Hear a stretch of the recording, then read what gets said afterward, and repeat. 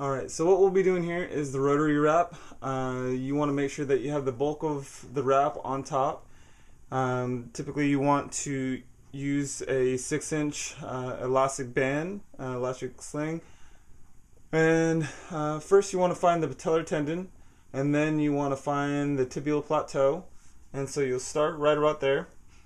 You want to wrap, that starts right at the plateau, and then prior to wrapping, you want to make sure that the athlete is either standing or sitting, and if they're sitting, it's typically a little bit easier, and when they're sitting, you want to have the leg in about 30 degrees of flexion.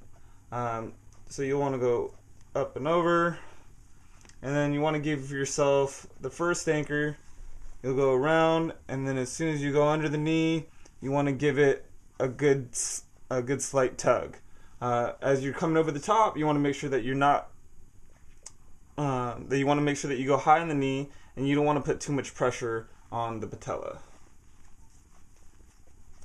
You come back over, and then we'll come back under the knee, giving it a slight tug again as it stabilizes the knee from extension and rotation.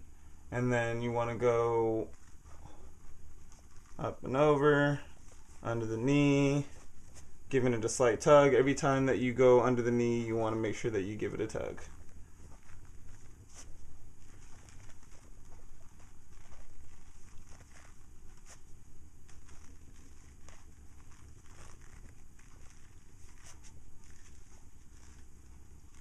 And ideally, we want to make sure that we're finishing on top of the leg.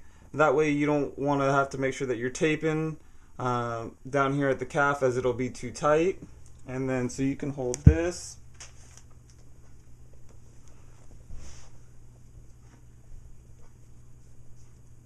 And so we had the high and low anchor, and then we were able to put the wrap under the knee. That way it stabilizes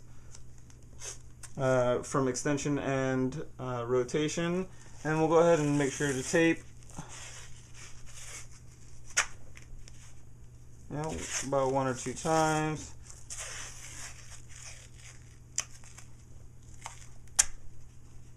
And if you think that the wrap is going to loosen up, you probably want to put a piece of tape from the wrap onto the skin. That way it makes sure that it stays in place. And then as the leg extensions, it will it'll stabilize the knee in extension and in rotation.